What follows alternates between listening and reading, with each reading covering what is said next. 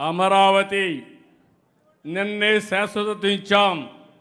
అమరావతి మొదటి ప్రారంభించిన పనులన్నీ 2028 ఆగస్టుకు పూర్తి చేసి మళ్ళీ ప్రధానమంత్రి గారిని పిలిపించి ప్రారంభం చేస్తామని మీ అందరికీ విజ్ఞప్తి చేస్తున్నా. అమరావతి అంటే నిరంతరం అభివృద్ధి కావాలి. ఈ పనులతోనే అమరావతి అయిపోదు. హైదరాబాద్ నగరం ఉంది. ఆ రోజు మనం ప్రారంభించాం, ఒక విజన్ ఇచ్చాం. ఆ విజన్ ఈరోజు కూడా ముందుకెళ్లే పరిస్థితి వస్తుంది. బేసిక్ ఇన్ఫ్రాస్ట్రక్చర్ క్రియేట్ చేస్తాం.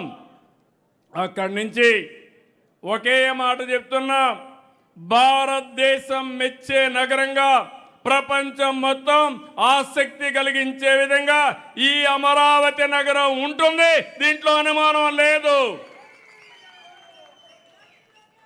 కొంతమందికి అమరావతి అంటే దేవతల నగరం కాబట్టి వీళ్ళకి ఇష్టం లేదు.